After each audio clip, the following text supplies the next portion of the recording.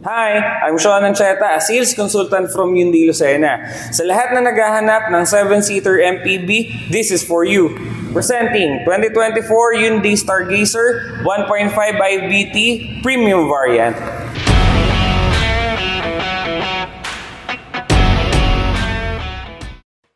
So, let's talk about the design of the 2024 Hyundai Stargazer Premium. So, meron pa rin tayo ditong modern, futuristic design. And kita pa rin natin dito yung fluidic sculpture and aerodynamic design ni Hyundai. At front, mapapansin agad natin dito yung LED DRL ni Hyundai Stargazer. Headlight natin, LED na rin, bulb naman ang ating turn signal and fog lights. Now, let's talk about naman yung engine ni Hyundai Stargazer. Let's go! So, si Hyundai Stargazer nga pala is 1.5 gasoline engine na gumagamit ng 4-cylinder and mapapansin nyo dito, dual injector na po tayo per cylinder. Ano po, Smart Stream engine na yung tawag sa kanya. Ang material niya is made of aluminum, so mas lightweight and hindi siya masyado nagkakandak ng init. Kagandahan nun, pag lightweight tayo, mas fuel efficient po yung engine natin. Warranty po natin for engine is 5 years or 200,000 kilometers. And every 7,500 or 6 months na lang po ang PMS. So, dito naman tayo sa rear. Sa likod, mapapansin agad natin dito yung Stargazer.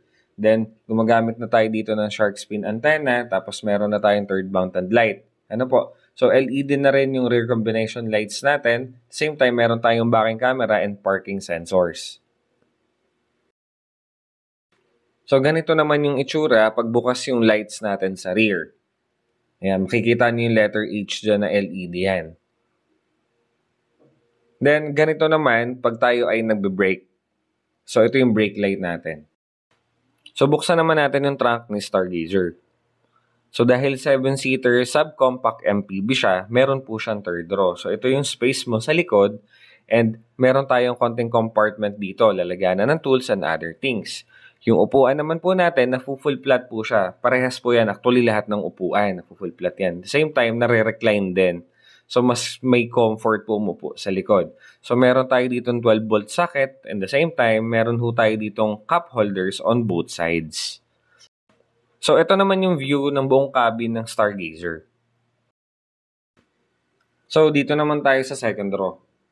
So, pagpasok mo sa second row ni Stargazer, mapapansin mo agad dito yung very spacious na cabin niya. Ano? So, ano ba yung mga tools na meron dito sa second row? So, first, meron tayo dito ng charging ports. 2 charging ports po yan na USB na. Then, meron na rin tayo ditong vanity table para sa long ride, buong family. So, very convenient po yan.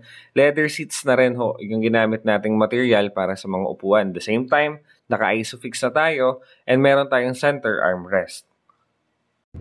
For second and third row naman, ito yung aircon natin. Kagandahan sa kanya, meron na ho siyang sariling controls.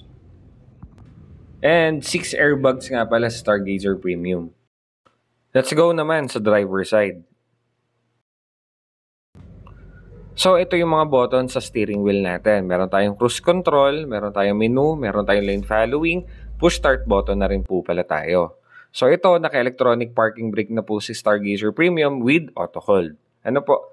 And makikita natin dito yung 8.5 na infotainment system niya na wireless Android Auto and Apple CarPlay na rin.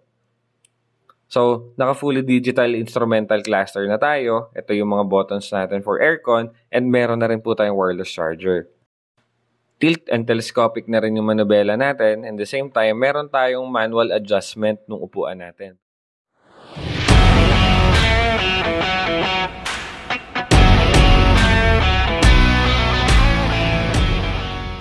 So that's it. Sa lahat ng interested, you can message me, you can call me from the details written below. O di naman kaya, visit nyo na lang ako dito sa Hyundai iSpace Lucena. We are located here at Diversion Road, Barangay Dumuhit, Lucena City, near Krispy Kreme and Bubbles Crispy Pata. Come and see the 2024 Hyundai Stargazer and bring home a brand new Hyundai now.